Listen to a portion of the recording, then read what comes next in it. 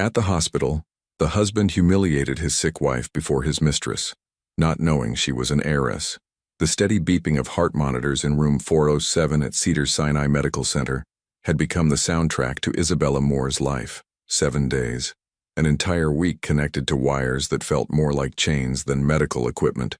She adjusted her pillow for the 10th time that morning, trying to find a position that would ease the pressure in her chest. Los Angeles buzzed outside. The October sun streamed through the hospital window, casting golden stripes across the white linoleum floor. Isabella watched people on the sidewalk below, hurried executives, mothers pushing strollers, teenagers laughing loudly as they walked. Life happening. Life she was watching from a distance. "Mrs. Moore?" Nurse Patricia knocked gently on the door frame. "How are we feeling this morning?" Isabella managed a weak smile. "Like I'm starring in a medical drama nobody wants to watch."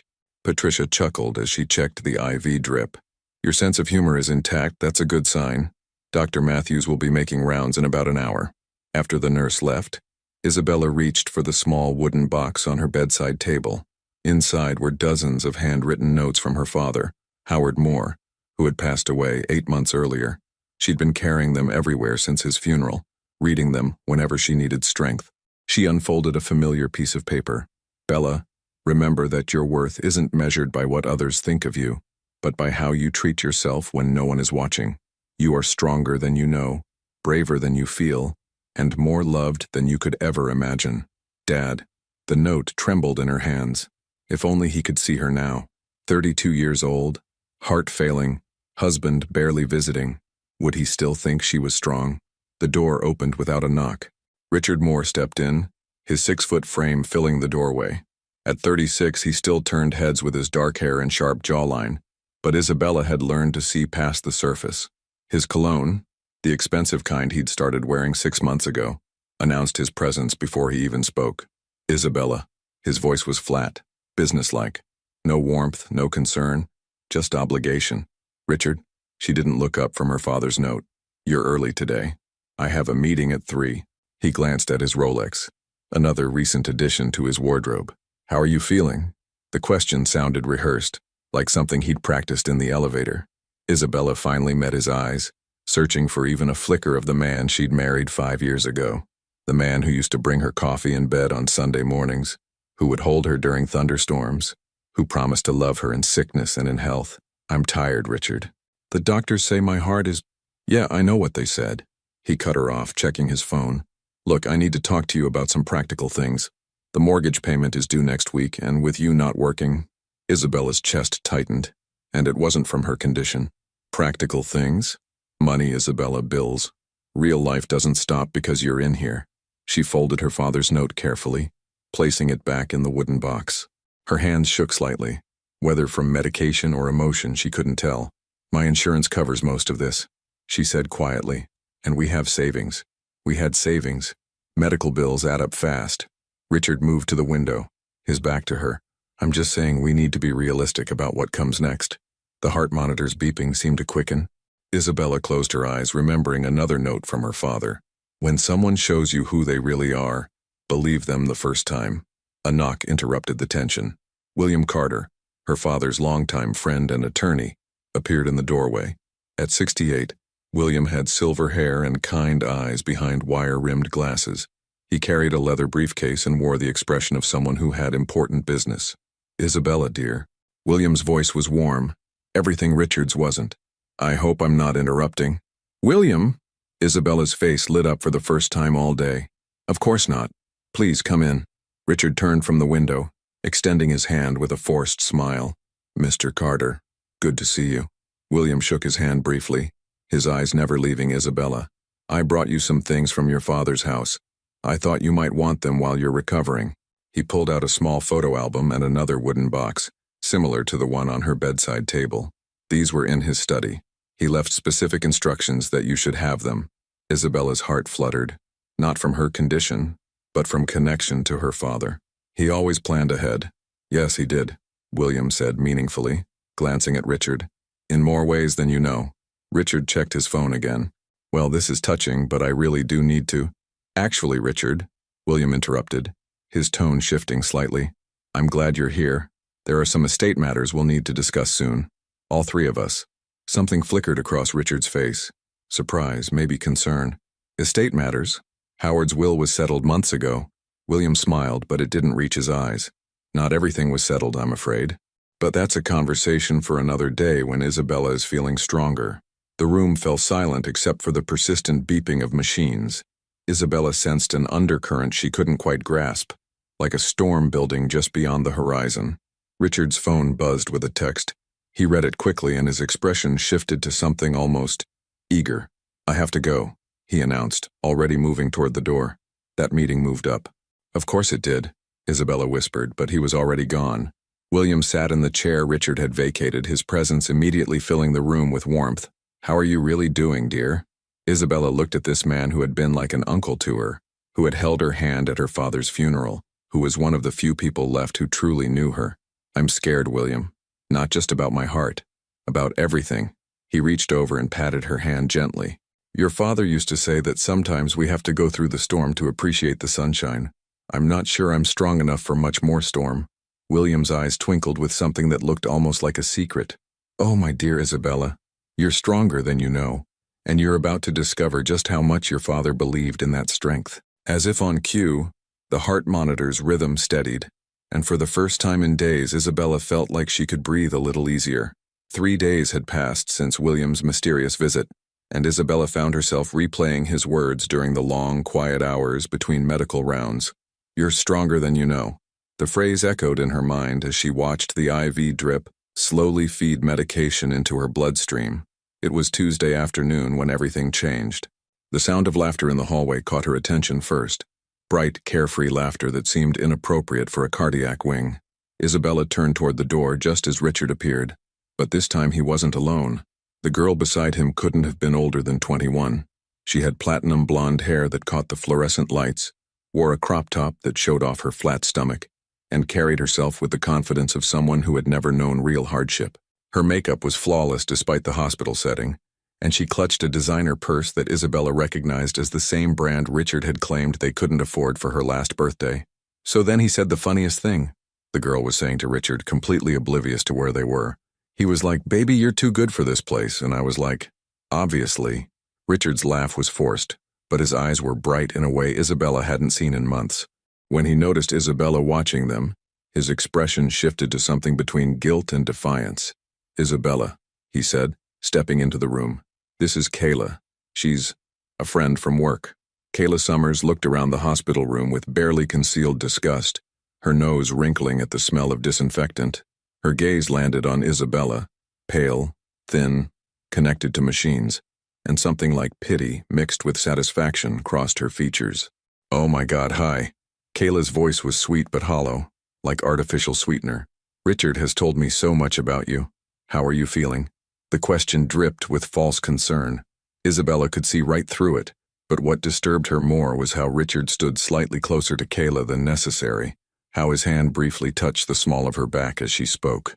"I'm managing," Isabella replied carefully, studying Richard's face. "How do you two know each other again?" "We work together at Morrison & Associates," Richard said quickly. "Kayla's in marketing." Kayla giggled, actually giggled, in a cardiac care unit. "I'm like, totally new to the corporate world.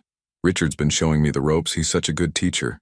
The way she said teacher made Isabella's stomach turn. She watched as Kayla's hand briefly touched Richard's arm, a gesture so casual it seemed practiced. "That's nice," Isabella managed. "Richard's always been helpful." Nurse Patricia appeared in the doorway with Isabella's evening medications. "Visiting hours end in 30 minutes, she announced, giving Kayla's inappropriate outfit a disapproving look. "Of course," Richard said. "We were just stopping by quickly." "We." The word hit Isabella like a physical blow. When had Richard started thinking of himself and this girl as we? "Actually," Kayla said, pulling out her phone and snapping a selfie, "this lighting is actually kind of cool. Very authentic." She turned to Richard. "Should we grab dinner after this? That new sushi place you mentioned?" Isabella felt something crack inside her chest, and this time it had nothing to do with her heart condition. The new sushi place. Richard had mentioned wanting to try it last month but claimed they needed to save money while she was sick. "Kayla," Richard said quietly, a warning in his voice. But Kayla was already scrolling through her phone showing him the selfie. Look how cute we look. Oh, and check out this message from Jessica. She's so jealous about the weekend trip you planned. The room went silent except for the steady beeping of machines. Isabella stared at Richard, waiting for an explanation that never came. His face had gone white, but instead of looking ashamed, he looked angry. Angry at being caught. Weekend trip? Isabella's voice was barely a whisper. It's not what it sounds like, Richard said defensively. It's a work conference. Team building. Kayla looked confused. But you said it was just us and that little bed and breakfast in... Kayla. Richard's voice was sharp now. Maybe you should wait in the hallway. But the damage was done. Isabella saw everything clearly now. The new clothes, the expensive cologne, the longer hours at work, the sudden concern about money. How long had this been going on? How long had she been the fool lying in a hospital bed while her husband planned romantic getaways with a girl barely out of college? I should go, Isabella said quietly, though of course she couldn't go anywhere. Isabella, you're overreacting, Richard said, but his tone lacked conviction. Kayla is just what, Richard? Isabella's voice gained strength. Just your coworker who knows about weekend trips I've never heard of? Just your friend who takes selfies and talks about dinner plans? Kayla shifted uncomfortably, finally seeming to realize the situation she'd walked into. Maybe you should, Isabella agreed, her eyes never leaving Richard's face. But instead of leaving, Kayla stepped closer to Richard, almost protectively. The gesture was small but unmistakable. She was choosing sides, and it wasn't Isabella's. Look, Kayla said, her voice losing its sweet tone. I don't really know what's going on here, but Richard's been nothing but professional with me. If you're suspicious of every woman he works with, maybe the problem isn't him. The audacity of it took Isabella's breath away. This girl, this child, was lecturing her about her own marriage while standing in her hospital room, wearing clothes that cost more than most people's rent. You're right, Isabella said, surprising them both. You don't know what's going on here, but I do. I know exactly what's going on. Richard opened his mouth to speak, but Isabella held up her hand. Get out, she said quietly. Both of you. Just get out. Isabella, Richard started. Get out! The words tore from her throat with a force that made the heart monitor spike. Get out of my room! Nurse Patricia appeared instantly, having heard the shouting. I'm going to have to ask you both to leave. Mrs. Moore needs rest. Richard hesitated for a moment, looking like he might say something else. But Kayla was already tugging on his arm, whispering urgently in his ear. We'll talk later, Richard said finally. No, Isabella replied, tears streaming down her face. We won't. As they left, Isabella caught a glimpse of Kayla in the hallway, no longer pretending to be sweet or innocent. She was talking rapidly to Richard, her expression animated and almost excited, like this confrontation had been entertaining rather than heartbreaking. Isabella collapsed back against her pillows, her whole body shaking. The heart monitor continued its frantic beeping until Patricia returned with a mild sedative. Breathe, honey, the nurse said gently. Just breathe. But breathing felt impossible when her whole world had just crumbled in the span of 10 minutes. As the sedative began to take effect, Isabella reached for her father's wooden box with trembling hands. She pulled out another note, one she'd read dozens of times. Bella, some people will try to make you feel small so they can feel big. Don't let them. Your worth doesn't decrease based on someone's inability to see it. For the first time since her father's death, Isabella cried, not just from sadness but from rage. Pure, clean rage that burned through the fog of medication and heartbreak. Tomorrow, she decided, she would call William Carter. It was time to have that conversation about her father's estate. William Carter arrived at precisely 2 p.m. the next day, carrying his weathered leather briefcase and wearing the expression of a man who had been expecting this call. Isabella had barely slept, her mind racing between fury and heartbreak. But when she saw William's familiar figure in the doorway, she felt something she hadn't experienced in weeks. Hope, you sounded different on the phone, William said, settling into the visitor's chair. Stronger. I feel different, Isabella admitted. Angry, but different. William studied her face carefully. Anger can be a useful emotion when it's righteous. Your father understood that. William, I need to know something. Isabella's voice was steady now, no longer the whisper of a broken woman. Yesterday you mentioned estate matters that weren't settled. What did you mean? The older man opened his briefcase and pulled out a thick manila folder. Your father came to see me 3 months before he died. He was concerned about your marriage. Isabella's heart clenched. He never said anything to me. Howard was a wise man. He knew that sometimes the people we love have to discover certain truths for themselves. William's fingers drummed against the folder, but he also believed in being prepared. Prepared for what? Instead of answering directly, William pulled out a legal document. Do you remember your father's original will? The one we read after the funeral? Of course. He left the house to both Richard and me, with provisions for his investments to be split between us. Isabella paused, remembering. Richard was so grateful. He kept saying Dad had been generous to include him. William's expression darkened. That wasn't your father's final will, Isabella. The words hung in the air like a thunderclap. Isabella stared at the document in William's hands, her mind struggling to process what he'd just said. What do you mean that wasn't his final will? Your father changed his will exactly 6 weeks before he died. He came to my office on a Tuesday morning and said he'd been watching, thinking, and praying about something for months. William opened the folder completely. He said he needed to protect what he'd built, and more importantly, protect you. Isabella's hands shook as she reached for the document. The legal language was dense, but certain phrases jumped out at her. Sole beneficiary, exclusive ownership, no marital claims. I don't understand. Why would he do this without telling me? Because he was hoping he was wrong about Richard. William's voice was gentle but firm. Your father was an excellent judge of character, Isabella. He built a successful business by reading people, and something about your husband had been bothering him for over a year. What kind of something? William reached into the briefcase again and pulled out a small digital recorder. Howard asked me to give this to you only if certain circumstances arose. I believe yesterday's visit from your husband's friend qualifies. Isabella stared at the recorder as if it might explode. What's on it? Your father's voice, his reasons, his instructions. William paused. And his final gift to you. With trembling fingers, Isabella pressed play. Her father's familiar voice filled the hospital room, and for a moment, she could almost smell his cologne, almost feel his presence. Bella, if you're hearing this, it means that William has determined you need to know the truth about what I've done and why I've done it. First, know that every decision I made was out of love for you, not judgment of Richard. Isabella closed her eyes, tears streaming down her face. I've been watching your marriage for the past year, sweetheart. I've seen how Richard looks at his phone when he thinks no one is watching. I've noticed how he's changed. The new clothes, the different schedule, the way he talks about money when he didn't used to care about such things. Most importantly, I've seen how he's been treating you. The recording paused, and Isabella could hear her father take a deep breath. I may be old-fashioned, but I believe that when someone marries my daughter, they marry into our family completely. They don't get to pick and choose which parts of that commitment matter to them. Richard has been picking and choosing. William watched Isabella's face carefully as the recording continued. So I've made a decision that protects everything your grandfather and I built, and everything you deserve to inherit. The house on Maple Street, the investment portfolio, the business interests, the rental properties in Beverly Hills. All of it now belongs to you alone. Richard has no legal claim to any of it, regardless of California's community property laws, because I've structured everything as a premarital inheritance with specific exclusions. Isabella's eyes flew open. Beverly Hills rental properties? What rental properties? William smiled slightly. Your father was more successful than he let on, my dear. Much more successful. The recording continued.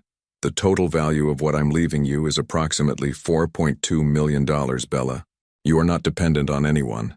You never have to accept less than you deserve from anyone. And if Richard truly loves you, this won't matter to him. If it does matter to him, well, then you'll know exactly who you married. The room fell silent except for the steady beeping of medical equipment. Isabella stared at the legal documents, her mind reeling. $4 million, she whispered. 4.2 million to be exact, William corrected. And that was 8 months ago. The investments have grown since then. Richard doesn't know. Richard knows nothing.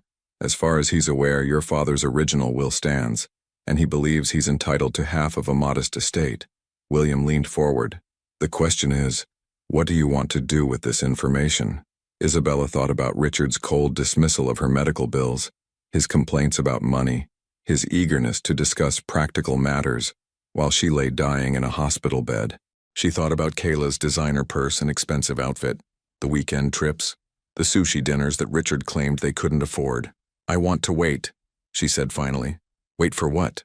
I want to see exactly how far he'll go. I want to know who I really married before I decide what comes next. Isabella's voice was growing stronger with each word. Can you keep this secret a little longer? William smiled, and it was the same proud expression her father used to wear. Your father said you were smarter than you gave yourself credit for. I can keep this secret as long as you need me to. There's something else, Isabella said. I want to be released from this hospital. The doctors said I need rest and medication. I can get both of those things at home. Isabella sat up straighter. I want to go home, William. I want to see what happens when I'm not trapped in this room, when Richard thinks he has more freedom to be himself. William studied her face for a long moment. Are you sure you're ready for what you might discover? Isabella reached for her father's wooden box and pulled out one final note. Courage isn't the absence of fear, Bella. It's feeling the fear and choosing to act anyway. I love you, Dad. I'm ready, she said, and for the first time in months, she truly meant it. As William packed up his briefcase, he paused at the door. Your father would be very proud of you, Isabella. You're about to show Richard exactly what Howard Moore's daughter is made of. After he left, Isabella reached for her phone and dialed the nurse's station. This is Isabella Moore in room 407. I'd like to speak with Dr. Matthews about discharge procedures. The storm her father had mentioned was coming, but this time Isabella wouldn't just weather it, she would control it. The house on Maple Street looked different when Isabella stepped out of the Uber on Friday afternoon. Maybe it was the clarity that came with knowing she owned every brick, every shingle, every blade of grass in the meticulously maintained yard. Or maybe it was simply seeing it through the eyes of someone who was no longer a victim. Dr. Matthews had reluctantly agreed to discharge her with strict instructions, daily medication, weekly checkups, and absolutely no stress. Isabella had nodded solemnly at each condition while mentally preparing for the most stressful week of her life. She used her key quietly, unsure if Richard was home. The sound of the television drifted from the living room, a basketball game playing at high volume. She followed the sound and found Richard sprawled on their cream-colored sofa, beer in hand, feet up on the coffee table her father had given them as a wedding gift. Isabella? He jumped up, looking genuinely surprised. What are you doing here? I thought you weren't getting out until next week. I felt better. The doctor said I could recover at home. She studied his face, looking for signs of disappointment or concern about his plans being disrupted. That's great, honey. The endearment sounded rusty from disuse. I wasn't expecting you. I would have cleaned up, gotten groceries. The refrigerator was indeed nearly empty, except for beer, leftover takeout, and a bottle of expensive champagne she didn't recognize. Isabella noted the champagne but said nothing. It's fine, she said. I'm just tired. I think I'll rest upstairs. Of course, do you need help? The offer was perfunctory and they both knew it. I can manage.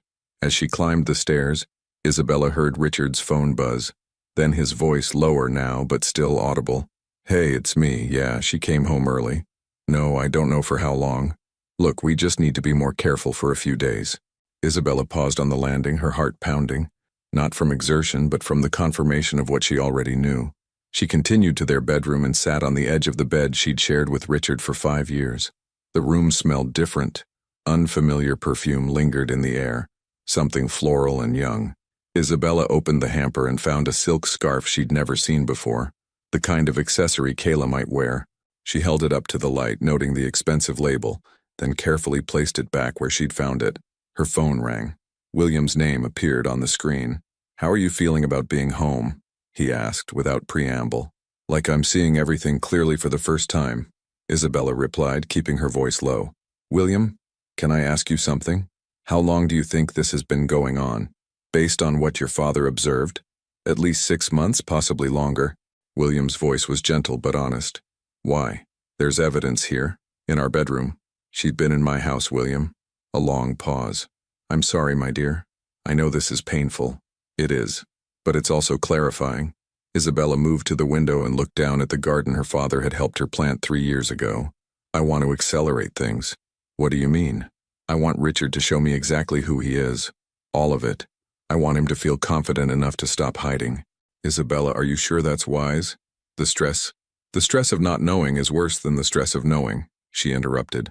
My father taught me that knowledge is power. I want all the knowledge. That evening, Richard made an effort at domesticity that was almost comical. He ordered Thai food from her favorite restaurant, opened a bottle of wine, and asked about her treatment with what seemed like genuine interest. "So the heart medication is working?" he asked over pad thai. "Dr. Matthews is optimistic. My condition is manageable with the right care." Isabella sipped her wine slowly. "I should be able to return to normal activities soon." Something flickered across Richard's face. Disappointment? Concern about his freedom being curtailed? "That's wonderful," he said. "Though you shouldn't rush things. Recovery takes time." "Speaking of time," Isabella said carefully, "I was thinking we should plan something together. Maybe a weekend trip when I'm feeling stronger. We haven't done that in so long." Richard nearly choked on his wine. "A trip? Well, that sounds nice, but with the medical bills and everything." "We'll manage," Isabella said, watching his face. "I've been thinking about our finances lately. Maybe I should take a more active role in managing our money." No, that's not necessary. You need to focus on getting better." Richard's response was quick, almost panicked. "I've got everything under control." "I'm sure you do." Isabella smiled sweetly. "But I'd like to understand our situation better. Maybe we could go over the accounts together this weekend?" "This weekend?" Richard's phone buzzed, and he glanced at it reflexively. "Actually, I might have to work this weekend. Big project deadline." Isabella nodded sympathetically. "Of course, work comes first." Later that night, as Richard showered, Isabella heard his phone buzz repeatedly on the nightstand. When the bathroom door closed completely, she glanced at the screen. Multiple messages from Kay appeared in the preview. "Can't wait for tomorrow night. Did you get the hotel room? Should I bring the red dress you like?" Isabella set the phone down exactly where Richard had left it, her hand steady despite the rage building in her chest. She was in bed, pretending to sleep, when Richard emerged from the bathroom. "Isabella," he whispered. "You awake?" She kept her breathing even, feigning sleep. Richard moved quietly around the room, gathering clothes and putting them in a small duffel bag. He was packing for his weekend work project. Saturday morning, Richard left early with an elaborate story about client meetings and potential overtime. He kissed Isabella's forehead, the first time he'd kissed her in weeks, and told her to rest. "I'll probably be late," he said. "Don't wait up." After his car disappeared down Maple Street, Isabella called William. "It's time," she said when he answered. "Time for what?" "Time to visit that hotel room Richard booked for his work project." "Isabella, I'm not going to confront them, William. I just want to see it with my own eyes. I want to know exactly what I'm dealing with before I decide how to handle it. This could be dangerous for your health. Not knowing is more dangerous." Isabella was already getting dressed. "My father didn't raise a woman who hides from the truth." 2 hours later, Isabella sat in the lobby of the Ritz-Carlton downtown, wearing dark sunglasses and a hat, watching the elevator doors. She'd called the hotel claiming to be Richard's assistant, confirming his reservation and getting the room number through a combination of charm and careful deception. At 3 p.m. the elevator opened, and out stepped Richard and Kayla. But this wasn't the same girl from the hospital. This Kayla was transformed, wearing an elegant black dress, her hair styled professionally, carrying herself like a woman rather than a college student. She looked expensive, polished, and completely comfortable in the luxury hotel. They walked through the lobby like a couple, Richard's hand on the small of her back, Kayla laughing at something he whispered in her ear. They looked happy, natural, like they belonged together. Isabella watched them disappear into the hotel restaurant, and for the first time since discovering the truth, she felt something beyond anger or hurt. She felt power. Because while Richard was playing house with his young girlfriend in a hotel he couldn't afford, Isabella owned a $4.2 million estate he knew nothing about. While he was worrying about medical bills and mortgage payments, she had rental properties in Beverly Hills generating income he'd never imagined. She pulled out her phone and called William.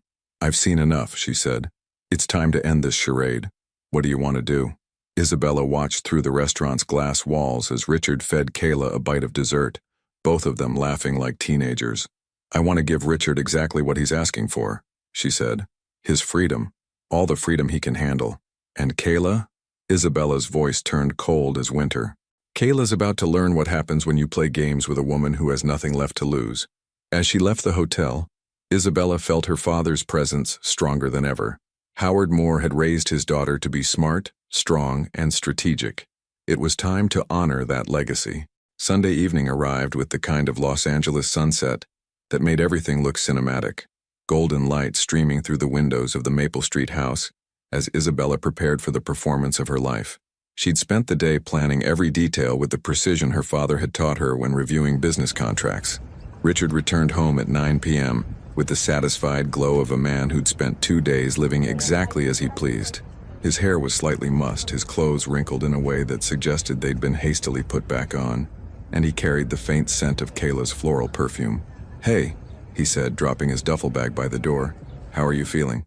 You look better." Isabella looked up from her book, one of her father's business journals she'd been reading for inspiration. "I feel much better, actually. Almost like myself again." "That's great." Richard moved to the kitchen, opening the refrigerator. "Did you eat dinner? I made soup earlier, there's some left if you want it." "Nah, I grabbed something with the clients." The lie rolled off his tongue so easily that Isabella marveled at how much practice he'd had. As Richard showered, Isabella positioned herself at the kitchen table with a laptop and several manila folders, props for the conversation she was about to initiate. When he emerged wearing the silk pajamas she'd given him last Christmas, she looked up with the expression of someone who just made an important decision. "Richard, can we talk? I've been thinking about our situation." He stiffened slightly, toweling his hair. "What kind of situation? Financial? Medical? Our future?" Isabella gestured to the folders. "I know you've been stressed about money, and I think I have a solution." Richard sat across from her, his expression cautious. "What kind of solution?" "I want to sell my father's house." The words hung in the air like a grenade with the pin pulled. Richard's eyes widened, and Isabella could practically see the dollar signs reflecting in them. "Sell your father's house?" "Isabella, that's a big decision. Are you sure you're thinking clearly?" "I'm thinking more clearly than I have in months." Isabella opened one of the folders, revealing real estate listings she'd printed earlier. "The market is good right now. A house like Dad's could sell for $800,000, maybe more." Richard leaned forward, suddenly very interested. $800,000?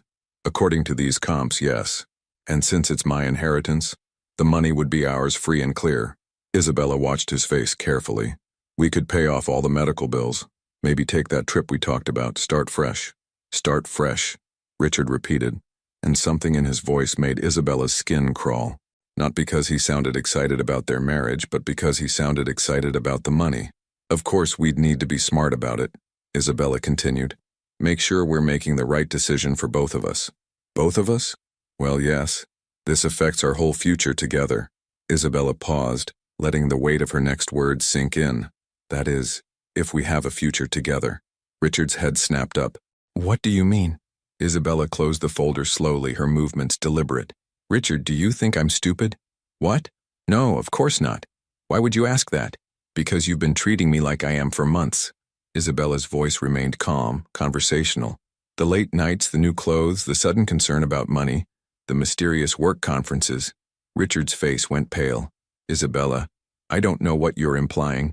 "I'm not implying anything. I'm stating facts." Isabella opened her phone and scrolled to a photo she'd taken at the Ritz-Carlton. "This is you and Kayla yesterday afternoon, at a hotel restaurant, during your work conference." The photo showed Richard and Kayla clearly, his hand on her face as he fed her dessert, both of them laughing intimately. Richard stared at the screen, his mouth opening and closing like a fish. "How did you—" "It doesn't matter how." Isabella set the phone down. "What matters is that now we both know where we stand." Richard ran his hands through his hair, his composure cracking. "Isabella, it's not what you think. Kayla and I were just what? Just friends who book hotel rooms together? Just co-workers who share champagne and weekend getaways?" Isabella's voice remained eerily calm. "Just two people who text each other about red dresses and can't wait for tomorrow night? You read my texts? Your phone was buzzing all night. I couldn't help but notice." Isabella stood up slowly. "The question isn't what I know, Richard. The question is what you want to do about it." Richard was sweating now, despite the evening chill. "What do you mean?" "I mean I'm giving you a choice." Isabella moved to the window, looking out at the garden her father had loved. "We can try to work this out. Counseling, therapy, whatever it takes. Or we can end this marriage cleanly, with dignity." "End it?" "Divorce, Richard. The word you've been dancing around for weeks." Isabella turned back to face him. "The thing you've been too cowardly to say out loud. I never said I wanted a divorce. You didn't have to. Spending weekends with another woman says it for you." Isabella sat back down, her movements graceful and controlled. "But here's what I'm offering. If you want out, we can do this the easy way. I'll sell my father's house, we'll split everything fairly. And you can be with Kayla without all the sneaking around. Richard's expression shifted from panic to something that looked almost like relief. You'd do that? I'd rather have an honest enemy than a lying husband. Isabella opened another folder. I've already spoken to a lawyer. We could have papers drawn up within the week. What about the money from your father's house? And there it was. The question Isabella had been waiting for. Not, what about our marriage? Or, can we try to fix this? But what about the money? California is a community property state, Isabella said, repeating the script William had coached her on. Half of everything acquired during marriage belongs to each spouse. The house sale would be split 50-50. Richard was quiet for a long moment, and Isabella could see him calculating. $400,000. Enough to start over with Kayla, enough to play the wealthy boyfriend for a while. You're serious about this, he said finally. Dead serious. Isabella met his eyes. But I need to know you're serious too. If we're doing this, I want complete honesty. No more lies, no more games. Are you in love with Kayla? The question seemed to surprise him. Yes, I am. How long? Since last spring, maybe earlier. Richard's voice gained confidence as he spoke, as if finally telling the truth was liberating. She makes me feel alive again, Isabella. Young, like I can be the man I used to be. And what about me? Did I make you feel dead? Richard had the decency to look ashamed. You made me feel responsible, like I had to be someone I wasn't. Isabella nodded slowly, filing away every word for later use. I see. And you think Kayla will be different? She doesn't need anything from me except what I want to give her. Richard was warming to his theme now, apparently convinced that Isabella was making this easy for him. She's independent, free-spirited. She has her own life. Isabella thought about Kayla's designer clothes, the expensive hotel, the lifestyle that seemed far beyond a marketing assistant's salary, but she kept her observations to herself. Well then, Isabella said, standing up. I think we understand each other perfectly. So we're really doing this, getting divorced? We're really doing this. Isabella moved toward the stairs. I'll call the lawyer tomorrow and start the paperwork. You can call Kayla and tell her the good news. Isabella. Richard's voice stopped her at the foot of the stairs. For what it's worth, I'm sorry. About the lying. About hurting you. You deserve better. Isabella turned back one last time, and her smile was radiant, the first genuine smile she'd worn in months. You're absolutely right, she said. I do deserve better. Much better than you could ever imagine. As she climbed the stairs to pack her things, Isabella heard Richard already dialing his phone. Kayla, it's me. We need to talk. About us. About the future. His voice faded as she reached the landing.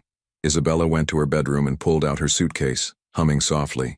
Tomorrow she would move back into her father's house, the house she'd just promised to sell but actually owned outright. Tomorrow she would begin the next phase of her plan. Phase 1, getting Richard to confess and ask for the divorce, was complete. Phase 2 would be much more interesting. The law offices of Carter & Associates occupied the top 2 floors of a gleaming Beverly Hills high-rise, with panoramic views of Los Angeles sprawling toward the Pacific. Isabella sat in William's mahogany-paneled conference room on Tuesday morning, watching Richard fidget with his tie while Kayla examined her manicure with bored precision. 3 days had passed since their kitchen conversation, and Richard had moved quickly.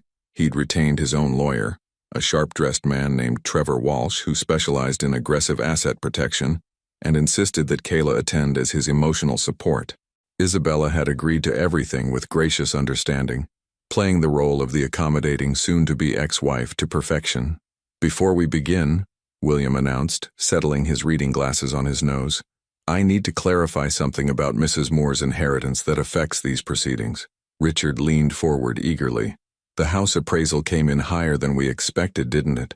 Some of those Beverly Hills properties are selling for over $1 million now. Kayla perked up at the mention of $1 million, her phone disappearing into her designer handbag. She dressed for the occasion in a cream-colored suit that probably cost more than most people's monthly rent. Her blonde hair swept into a sophisticated chignon that made her look older, more refined. Not exactly, William said, opening a thick file folder. There seems to have been a misunderstanding about Mrs. Moore's inheritance. Trevor Walsh, Richard's attorney, frowned. What kind of misunderstanding? My client was under the impression that the estate was relatively straightforward. One house, some modest investments, standard community property division. That's what I thought too, Richard said, confusion creeping into his voice. Howard's will was pretty clear about everything being split between Isabella and me. William smiled, and Isabella recognized the expression from her father's face whenever he was about to close a particularly important business deal. Mr. Moore, the will you're referring to was Mr. Howard Moore's original will, dated 3 years ago. However, 6 weeks before his death, Mr. Moore executed a new will, a final will, and the terms are significantly different. The room went silent except for the soft hum of the air conditioning.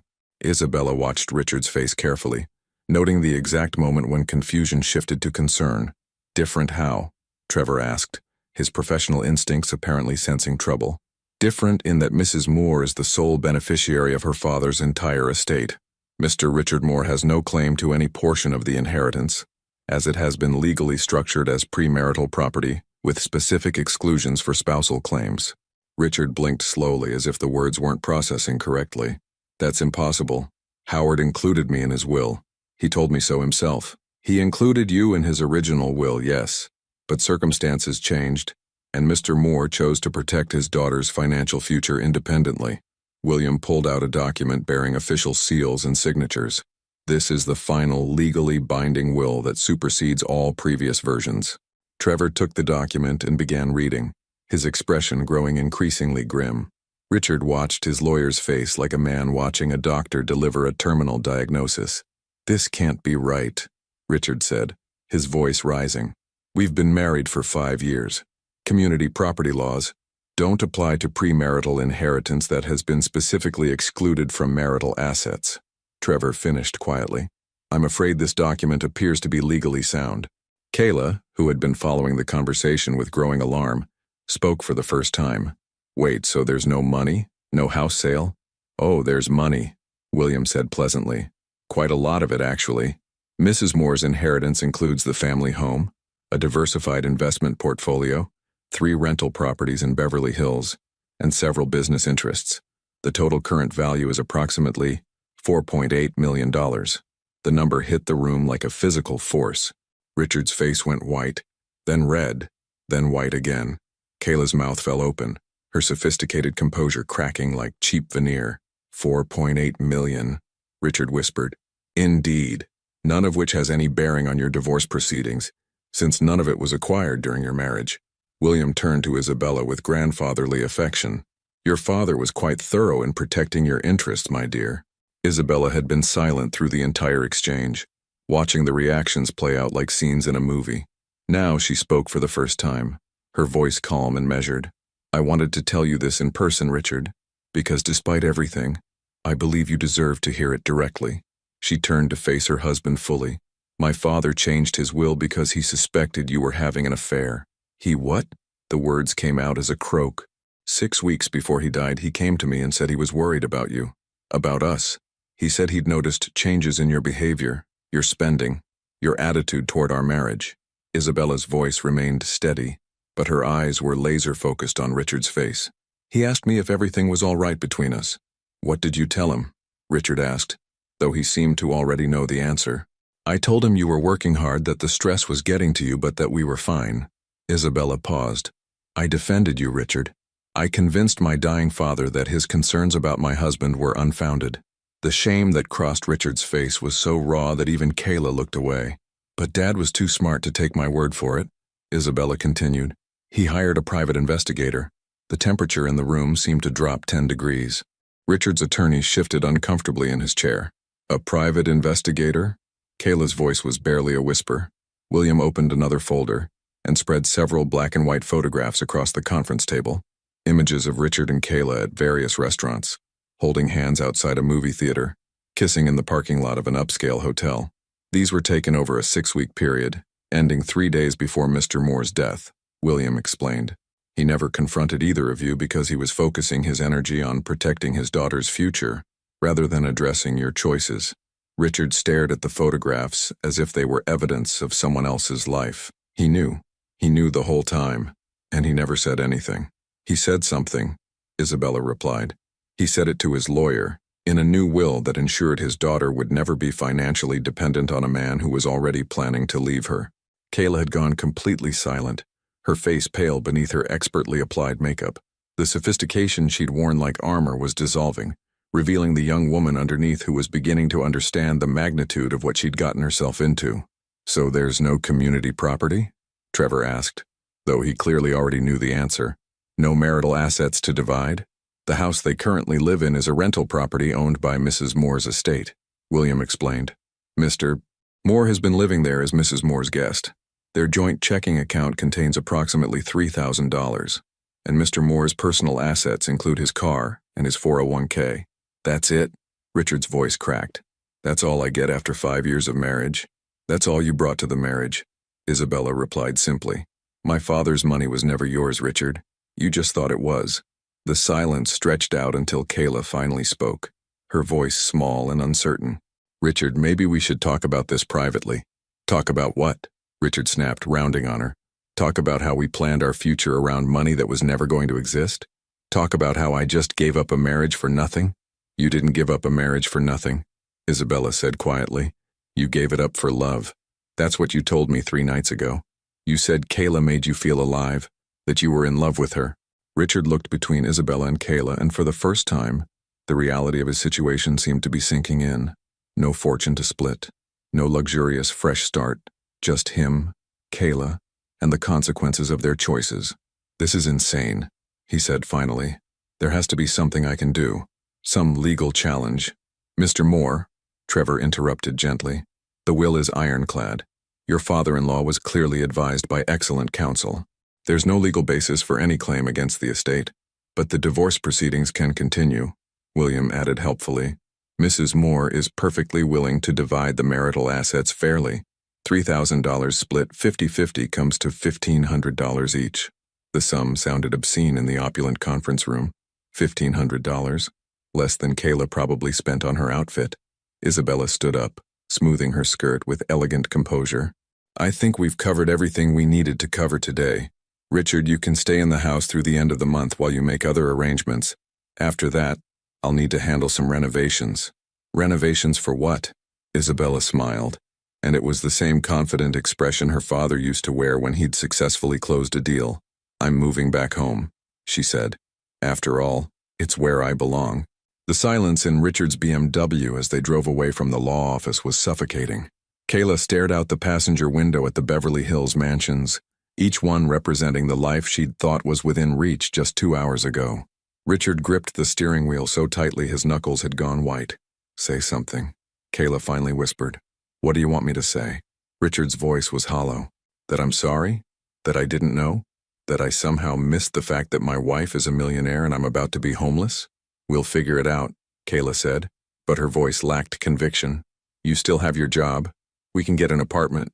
"With what money?" Richard pulled into the parking lot of a Starbucks, needing to stop moving before he lost control completely. "Do you know what apartments cost in this city? Do you know what my salary actually is when it's not supplemented by what I thought was community property?" Kayla's silence was answer enough. She'd never asked about his real income, had never needed to when he was paying for dinners and hotels and weekend trips without apparent concern. $78,000 a year, Richard said flatly. "That's what I make, before taxes. After taxes, insurance, and retirement contributions, I take home about $4,800 a month." The number seemed to physically hurt Kayla. She'd been making $35,000 as a marketing assistant, but had been living like someone who made 3 times that much, subsidized by Richard's access to what they'd both believed was Isabella's family money. "We can make that work," she said weakly. "Can we?" Richard turned to look at her properly for the first time since leaving the law office. "Because the math doesn't look good, Kayla. Rent on a decent 1-bedroom apartment in LA is at least $2,500. Add utilities, groceries, car payments, and insurance, and we're already over budget before we factor in your student loans." Kayla's face had gone pale. "My student loans are deferred. For how long? And what about your credit cards?" Richard's tone was becoming sharper. "What about that purse you bought last week, those shoes, the jewelry? Those were gifts from you. Those were gifts I bought with money I thought I had." Richard slammed his hand against the steering wheel. "Everything we've been doing, everything we've been planning was based on a lie. A lie you believed too." Kayla shot back, her own composure finally cracking. "You're acting like this is my fault, like I somehow tricked you into thinking your wife was rich. Didn't you?" The words hung between them like a blade. "Because looking back, you were awfully interested in my financial situation, from the very beginning." Remember that conversation about my future prospects? About how I was going places? Kayla's mouth opened and closed soundlessly. She did remember that conversation during their second date, when she'd asked pointed questions about his family background and inheritance expectations. I wasn't, she stammered. You weren't what? Gold digging? Richard's laugh was bitter. Because that's exactly what it looks like from here. Don't you dare, Kayla's voice turned sharp. I fell in love with you, Richard. Maybe I liked that you seemed successful, but that's not why I'm with you. Then prove it, Richard said. Come with me to look at studio apartments in Van Nuys. Come with me to shop at Target instead of Nordstrom. Come with me to live the life we can actually afford. Kayla stared at him, and for the first time Richard saw something in her eyes that made his stomach drop. It was calculation. The same look she'd gotten when discussing Isabella's situation at the hospital. Cold, practical assessment of her options. I need some time to think, she said finally. Time to think about what? About us. About what this means. Kayla was already reaching for her phone. I should call my roommate, see if I can stay with her for a few days while we figure things out. Your roommate? Kayla, we just went through the biggest crisis of our relationship and you want to run to your roommate? I need space to process this, Richard. This whole situation is insane. She was scrolling through her contacts, not meeting his eyes. Everything we planned, everything we talked about, it's all different now. Richard felt something cold settle in his chest. Everything we planned was based on being together. That shouldn't change just because the money situation changed. Easy for you to say, Kayla muttered, then seemed to realize what she'd revealed. Easy for me to say? Richard's voice rose. I'm the one who just lost everything.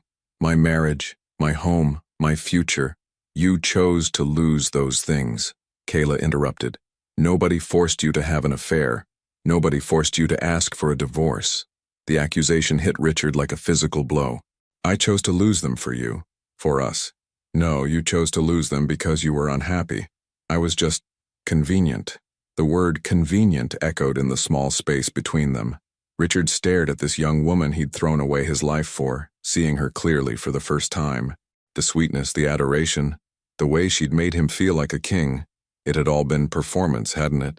A carefully constructed illusion based on the assumption that he had something to offer beyond his aging body and mid-level salary. So what now? He asked quietly. Kayla was already texting someone, her fingers flying over her phone screen. I'm going to stay with Jessica for a while. You should figure out your living situation. My living situation? What about our living situation? Richard, be realistic. Kayla's voice had taken on a tone of patient explanation, as if she were talking to a child. We rushed into this whole thing. Maybe we should slow down, see how we feel when everything isn't so crazy. Richard felt the last pieces of his world crumbling. You're breaking up with me. I'm not breaking up with you.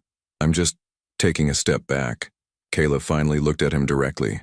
This isn't how I thought things would go. How did you think things would go? The question hung in the air, and Richard could see Kayla struggling with how much truth to reveal.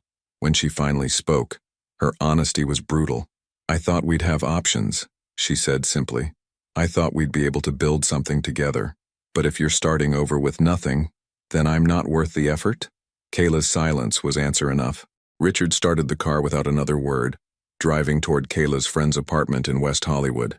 The 20-minute drive felt like hours, punctuated only by the sound of Kayla's texting and the growing realization that he'd destroyed his marriage for a woman who'd never really wanted him at all.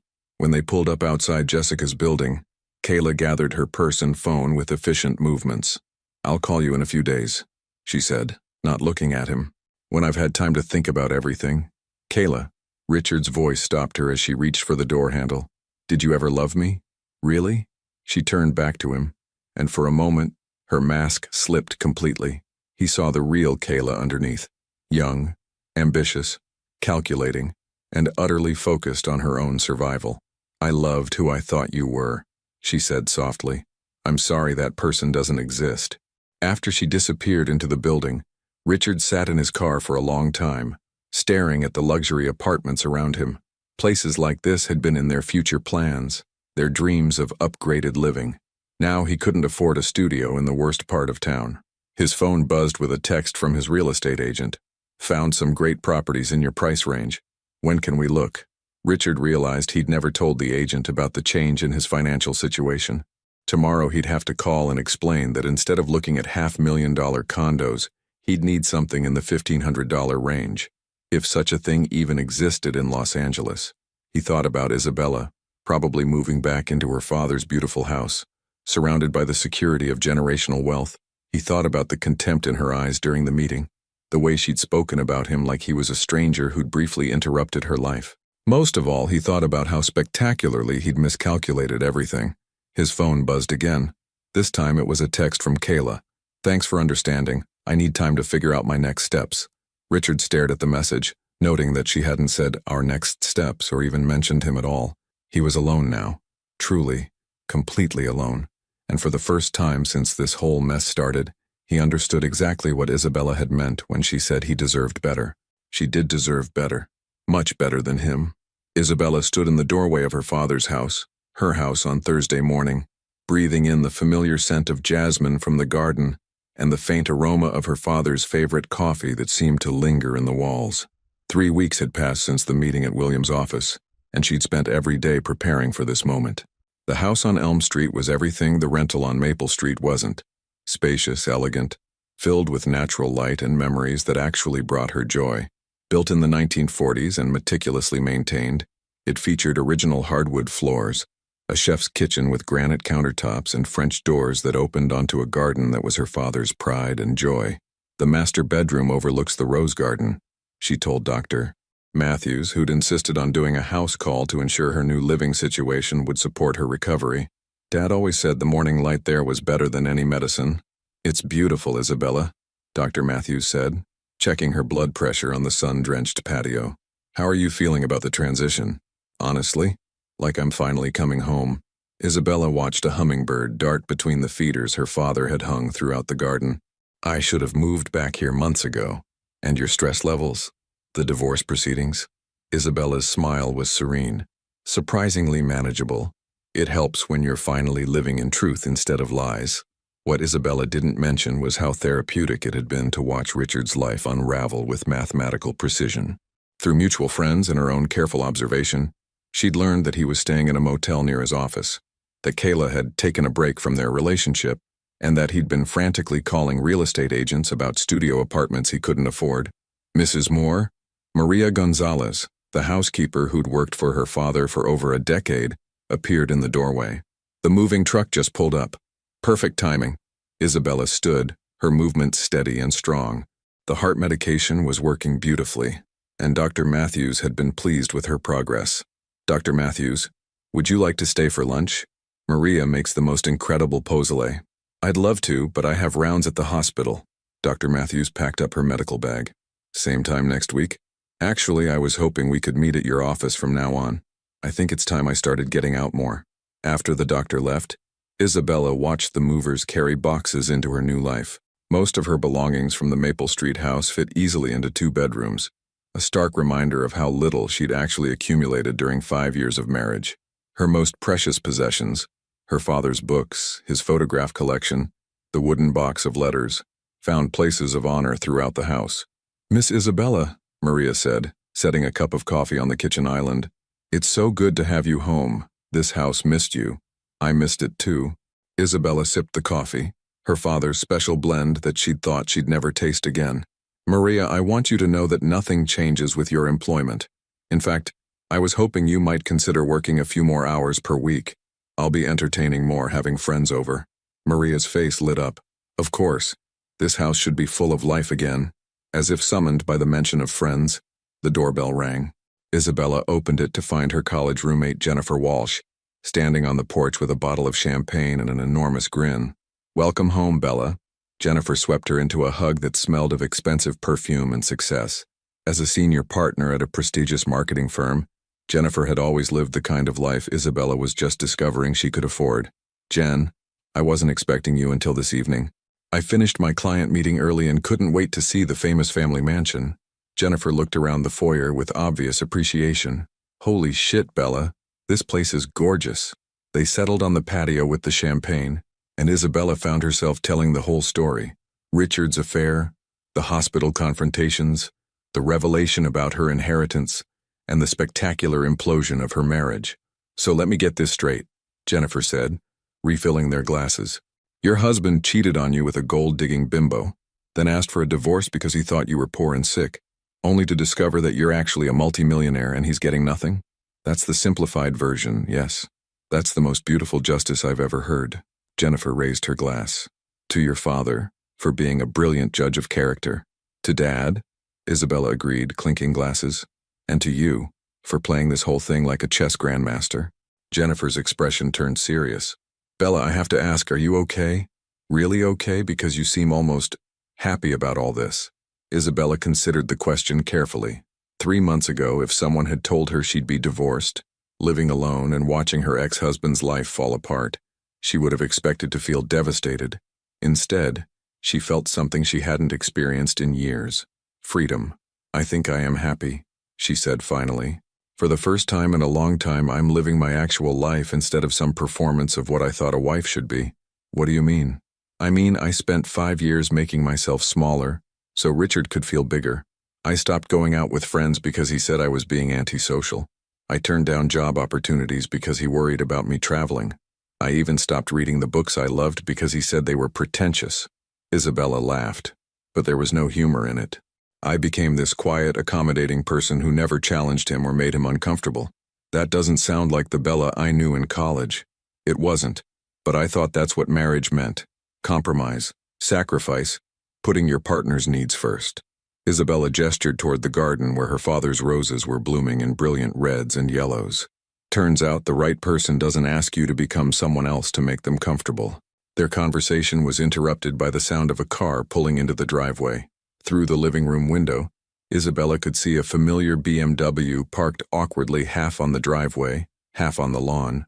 Richard. Is that him? Jennifer asked, following Isabella's gaze. That's him. Isabella felt a calm settle over her that surprised them both. Should I hide? Absolutely not. This is your house. Jennifer stood up, her protective instincts clearly activated. Want me to tell him to leave? No, I think I'd like to handle this myself. Isabella smoothed her dress, a beautiful blue sundress she'd bought specifically for moving day. Besides, I'm curious about what he has to say. Richard emerged from his car looking like a man who'd been sleeping in cheap motels and eating fast food for 3 weeks. His clothes were wrinkled, his usually perfect hair was unkempt, and he had the desperate look of someone who'd run out of options. Isabella opened the front door before he could ring the bell. Richard. Isabella. His voice was hoarse. I hope you don't mind me stopping by. I tried calling, but I changed my number. Isabella didn't move from the doorway. What do you need? I need... Richard looked past her into the beautiful house, taking in the elegant furnishings, the fresh flowers, the obvious comfort and prosperity. I need to talk to you about the divorce papers. What about them? They're straightforward. You get half of our joint assets, $1,500, and I keep my inheritance, just like we discussed. That's what I want to talk about. Richard's desperation was becoming more obvious.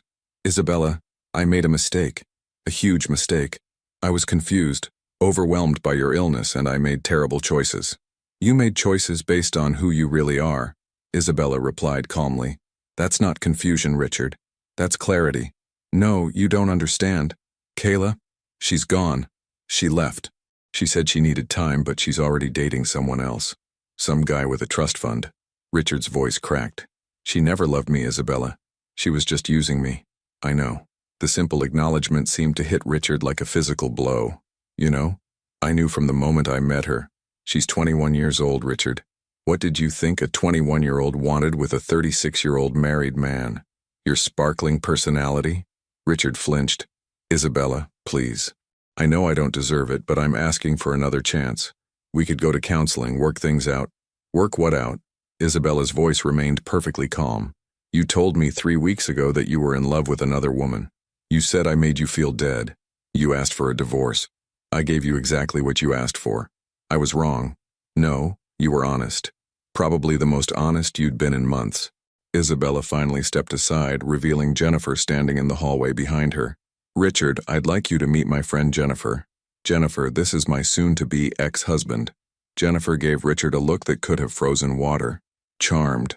The point is, Isabella continued, I'm rebuilding my life. I'm remembering who I was before I met you, and I like her much better than the person I became trying to make you happy. But what about our marriage, our history together? Isabella looked at this man she'd once loved, this person she'd defended to her dying father, and felt nothing but pity. Our marriage was built on a lie, Richard. You thought you were marrying into money, and when that seemed uncertain, you found someone else. Now that you know the money exists, you want back in. Isabella's smile was sad but final. That's not love. That's not even friendship. That's just accounting.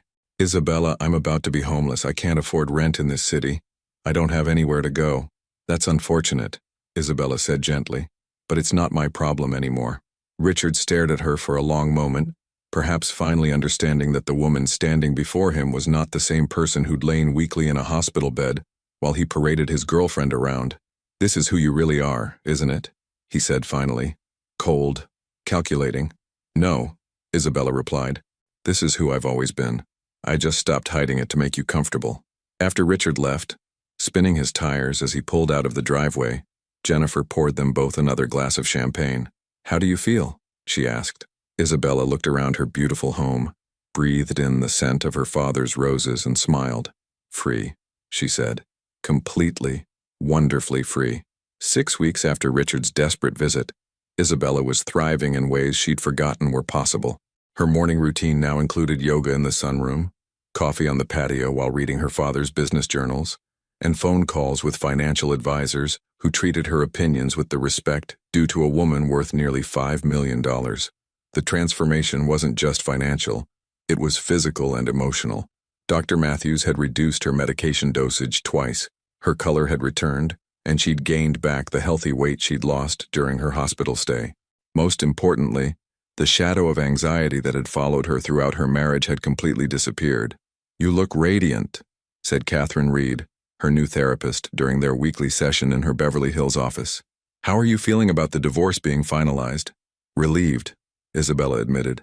I thought I'd feel sad, but mostly I feel like I've been released from prison. That's not uncommon after leaving a relationship where you had to suppress parts of yourself. Catherine made a note. Have you heard from Richard recently? Not directly, but I hear things through mutual friends. Isabella settled back in the comfortable chair. He's living in a studio apartment in North Hollywood now.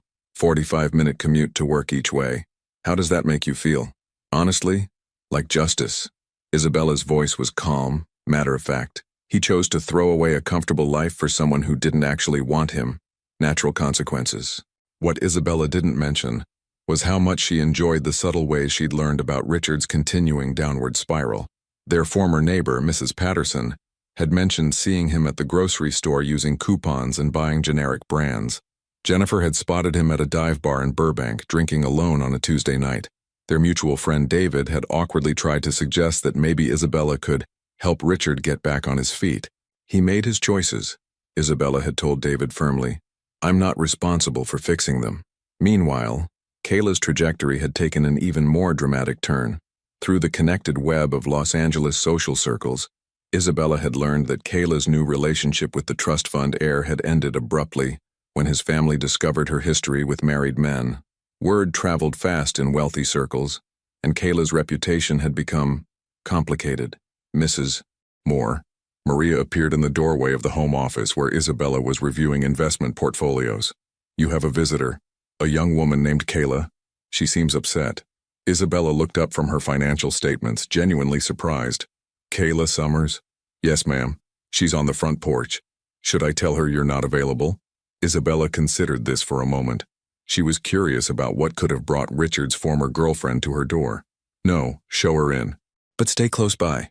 Kayla entered the living room looking nothing like the polished young woman who'd stood confidently in the hospital 6 months earlier. Her hair was limp and unkempt. Her clothes were obviously second-hand, and she had the hollow-eyed look of someone who'd been sleeping poorly and eating irregularly. Isabella, Kayla said, her voice barely above a whisper. Thank you for seeing me. I'll admit I'm curious about what brings you here. Isabella remained seated, gestured to the chair across from her. Please sit. Kayla perched on the edge of the chair like she might bolt at any moment. I know you have no reason to listen to me, but I need to apologize. For what, specifically? For everything. For the affair, for the things I said at the hospital, for encouraging Richard to... Kayla's voice broke. For helping to destroy your marriage. Isabella studied the young woman's face, noting the genuine distress but also the calculated timing of this visit. What's really going on, Kayla? Why are you here now? Kayla's composure cracked completely. Because everything fell apart. Everything. Brandon, the guy I was seeing after Richard, his family hired a private investigator. They found out about the affair, about the married man, and they made sure everyone knew. Everyone? Everyone in his social circle. His friends, their families, people I was hoping to network with.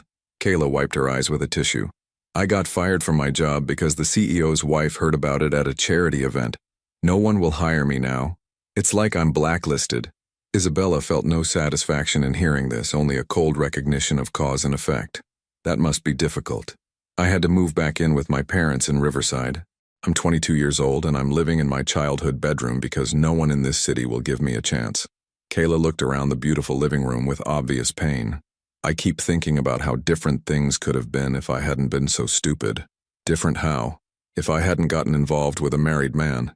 If I hadn't believed Richard when he said his wife was holding him back. Kayla met Isabella's eyes for the first time. He painted you as this burden, this weak person who was dragging him down, but you're not weak at all, are you? I never was. Isabella replied simply. I can see that now. I can see a lot of things now. Kayla twisted the tissue in her hands. Richard called me last week. He's struggling too, lost a lot of weight, having trouble at work, drinking too much. He wanted to know if I'd heard from you, if there was any chance. Any chance of what? Of you taking him back. He's convinced that if he could just talk to you, explain how sorry he is, you might forgive him. Kayla's laugh was bitter. He still doesn't understand, does he? Understand what? That you're better off without him. That you always were. Kayla stood up slowly. I didn't come here hoping you'd help me, Isabella. I came here because I needed to look at you and say I'm sorry. Really sorry. Not because I want something from you, but because what I did was wrong, and I've learned to live with the consequences. Isabella watched this broken young woman and felt something unexpected.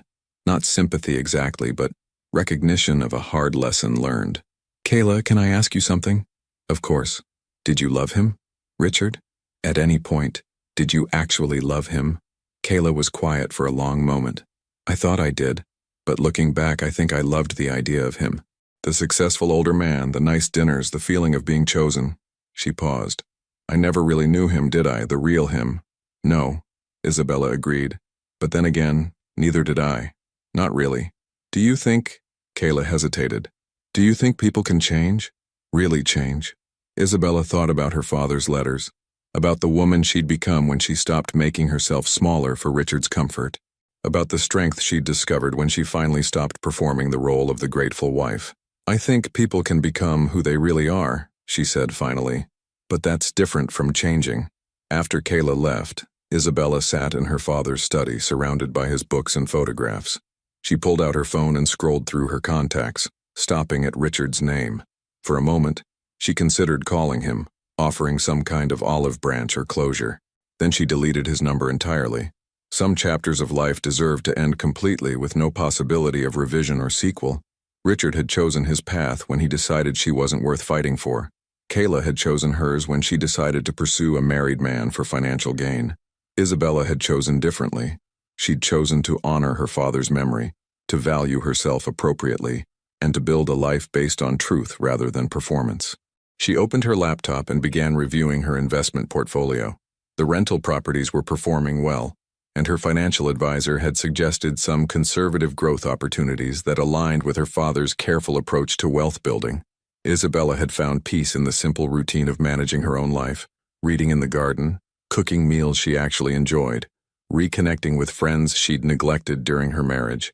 The best kind of power she'd learned was the kind that let you live authentically without needing anyone's approval. Her father would have approved of the quiet dignity she'd chosen. Isabella stepped out of the grocery store on a crisp October morning, her reusable bags filled with ingredients for the dinner party she was hosting that evening. The California sun felt warm on her face as she walked toward her car, a modest but reliable Honda that she'd chosen for practicality rather than status. Wealth, she'd learned, didn't need to announce itself. Isabella? Isabella Moore? She turned to find Tracy Williams, a woman from her old neighborhood, approaching with obvious curiosity. Tracy had been one of those acquaintances who thrived on gossip, always eager to know everyone's business. It's Isabella Hudson now, Isabella corrected gently, having reclaimed her maiden name after the divorce was finalized. How are you, Tracy? I'm good. I'm good. But wow, you look amazing. I heard about you and Richard. Tracy's eyes searched Isabella's face for signs of devastation or struggle. How are you holding up? I'm doing very well, thank you. Isabella shifted her grocery bags, noting Tracy's disappointed expression at finding no drama to harvest. That's wonderful. And are you dating anyone new? Isabella smiled. I'm focusing on myself right now, learning to enjoy my own company. What she didn't mention was how fulfilling her life had become. Her heart condition was completely managed. Her investment portfolio was growing steadily, and she'd developed a small but meaningful social circle of people who valued substance over drama. She'd taken up watercolor painting, joined a book club that actually discussed literature rather than gossip, and had even started taking Italian lessons, something she'd always wanted to do but Richard had dismissed as impractical. That's so brave of you, Tracy said with the tone people used when they meant the opposite. And Richard? Have you heard how he's doing? I haven't kept in touch, Isabella replied truthfully, but others had kept her informed, whether she wanted the information or not. Richard's decline had continued its steady trajectory. He'd been passed over for a promotion at work, citing personal reliability issues. His studio apartment had a rodent problem. He'd been spotted at various bars around the city, often drunk and bitter, telling anyone who'd listen about his crazy ex-wife, who'd stolen everything. Well, Tracy continued, clearly hoping for more details. I saw Kayla Summers at the mall last week. You remember Kayla, don't you? Isabella's expression remained neutral. I remember her. She was working at one of those kiosk jewelry stands. You know, the cheap stuff. She looked different, older, not as pretty as she used to be. Tracy leaned in conspiratorially. I heard she's been having a hard time finding decent work. Something about her reputation. Isabella felt no pleasure in hearing this, only a distant recognition of consequences playing out exactly as they should. That's unfortunate. You're so gracious about it all, Tracy said, clearly frustrated by Isabella's lack of reaction. If someone had done to me what she did to you, what she did to me was show me who my husband really was, Isabella replied calmly. In the long run, I'm grateful for the clarity. A car horn honked nearby, and both women turned to see a battered Honda Civic pull into the parking lot with obvious engine trouble. The driver was Richard, looking haggard and worn, his clothes rumpled and his face bearing the puffy appearance of someone who'd been drinking too much for too long. He climbed out of the car, struggling with grocery bags from a discount store, and immediately spotted Isabella. For a moment, their eyes met across the parking lot, and Isabella saw something she'd never expected to see in Richard's face. Genuine shame. He looked at her standing there, healthy, well-dressed, confident, and then at his own reflection in his car window. The contrast was stark and undeniable. She had flourished while he had withered, and they both knew exactly why. Richard raised his hand in a small, awkward wave. Isabella nodded politely in return, the gesture of one stranger acknowledging another. Then she turned back to Tracy. I should go. I have people coming for dinner tonight. Of course, of course. It was so good to see you looking so successful. Tracy's voice carried a mix of admiration and bewilderment. You really landed on your feet. Isabella smiled. I learned to stand on my own feet. There's a difference. As she drove home through the tree-lined streets of her neighborhood, Isabella reflected on the past year. The woman who had lain in that hospital bed, accepting humiliation and betrayal as the price of love, felt like a stranger now. That woman had believed she needed to earn affection through submission, that her worth was determined by others' treatment of her. This woman, the one she'd always been underneath the performance, knew better. She pulled into her driveway and sat for a moment, looking at the house her father had built with love and intention. The roses he'd planted were blooming again. The garden was thriving under her care, and the rooms inside were filled with books she wanted to read, art she actually enjoyed, and the peaceful silence of a life lived authentically. Her phone buzzed with a text from Jennifer. Can't wait for tonight. Should I bring anything besides wine and gossip? Isabella typed back, just yourself. The gossip can stay home. Inside the house, Maria was already preparing appetizers for the evening's dinner party. 6 friends, all of whom Isabella had met or reconnected with since her divorce. Real friends who valued her opinions, laughed at her jokes, and never made her feel like she needed to apologize for taking up space in the world. Miss Isabella, Maria said, looking up from her prep work. Dr. Matthews called to confirm your appointment next week. She said your test results continue to be excellent. That's wonderful news. Isabella began unpacking groceries, humming softly to herself. And Mr. William called. He wanted to review some investment opportunities with you. Isabella nodded, appreciating how William had seamlessly transitioned from being her father's advisor to being hers. He treated her financial decisions with the same respect he'd shown her father, never condescending or suggesting she needed a man's guidance. As she arranged flowers in a vase, flowers from her own garden, Isabella thought about the strange justice of her situation. Richard had gambled everything on a young woman who'd never really wanted him, and lost. Kayla had gambled everything on finding a wealthy man to support her lifestyle, and lost. Both had made their choices based on greed, dishonesty, and the belief that they could take shortcuts to happiness. Isabella had chosen differently. She'd chosen truth over comfort, dignity over security, and authenticity over acceptance. The reward hadn't been dramatic or theatrical, no public vindication or spectacular revenge. Instead, it had been something much more valuable: peace. The doorbell rang at exactly 6 o'clock. Through the window, she could see Jennifer standing on the porch with wine and David, their mutual friend who'd become one of her closest confidants since the divorce. "The hostess with the mostest," Jennifer called out as Isabella opened the door. "Welcome to my home," Isabella said, and meant it completely. As her friends filled the living room with laughter and conversation, Isabella moved through her own space with the grace of someone who belonged exactly where she was. She served food she'd chosen, wine she enjoyed, and engaged in conversations that stimulated rather than drained her. This was her life now, simple, honest, and entirely her own. At the end of the evening, as her guests were leaving, David pulled her aside. "You know, Bella, I have to say something. You seem like a completely different person than you were a year ago." "Different how?" "Stronger. More yourself, if that makes sense." David smiled. "It's like you finally stopped apologizing for existing." Isabella looked around her father's house, her house, filled with the evidence of an evening well spent with people who genuinely cared about her. "I guess I finally realized I never had anything to apologize for," she said. After everyone left, Isabella sat on her patio with a cup of tea, listening to the night sounds of her neighborhood. Somewhere across the city, Richard was probably drinking alone in his studio apartment, wondering how his life had gone so wrong. Somewhere else, Kayla was probably planning her next move, looking for another shortcut to the life she thought she deserved. But Isabella was here, in her father's garden, surrounded by the roses he'd planted, and the peace he'd dreamed of for her. She'd learned the most important lesson of all, that her worth had never been up for negotiation, and her happiness had never been anyone else's responsibility. The heart monitor that had once marked the rhythm of her captivity was gone, replaced by the steady, strong beat of a woman who had finally come home to herself. And that, Isabella thought as she headed inside to her comfortable bed in her beautiful house, was the only victory that had ever mattered. 3 years later, Isabella sat at her father's old desk on a quiet Sunday morning, the same desk where he'd written his final will and the letters that had guided her through the darkest period of her life. Sunlight streamed through the study windows, illuminating dust motes that danced like tiny spirits in the air. She was writing a letter of her own, not for publication, not for anyone else to read, but for herself, and perhaps for her father, wherever he was.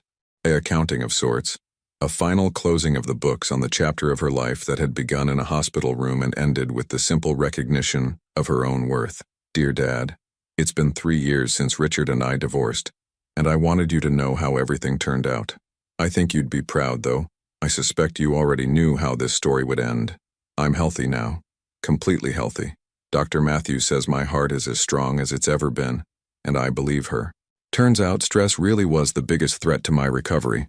Removing the source of that stress, my marriage, was the best medicine I could have taken. I still live in your house, and I've made it truly mine. I painted the guest room the bright yellow you always said was too bold, and I was right. It's perfect.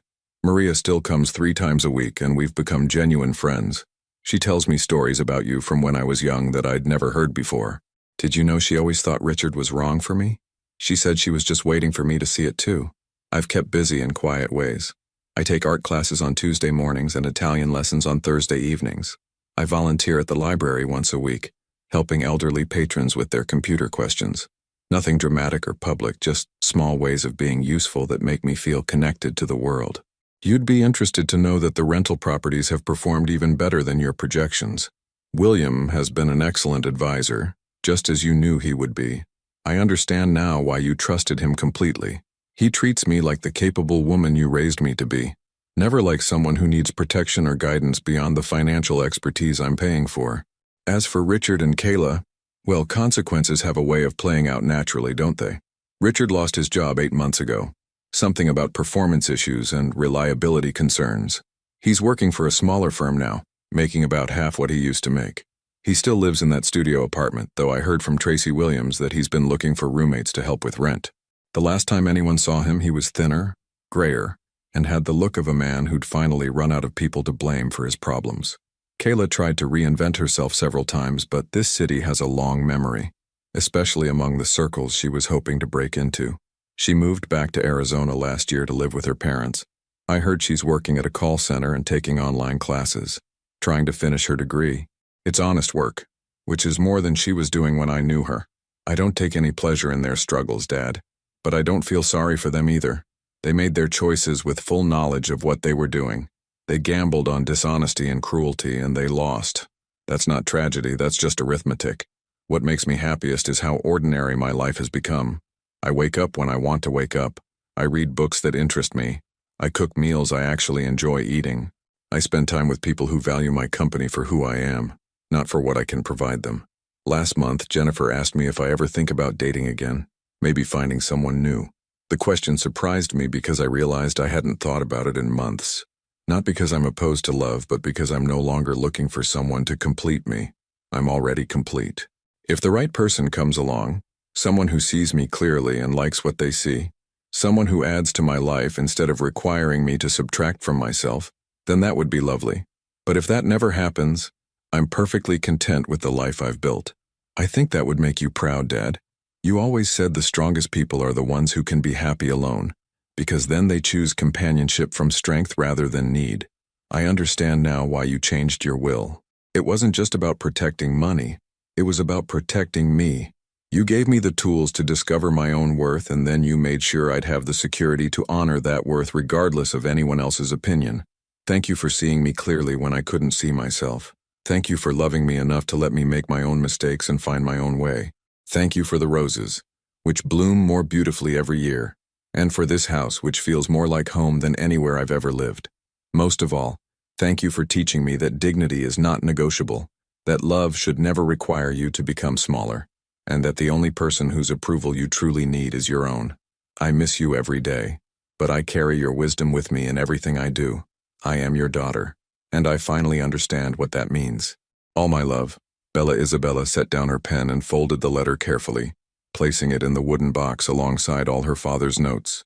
She would keep this letter private, just as she'd kept her recovery private, her growth private, her quiet triumph private. The best victories she'd learned were the ones that needed no audience.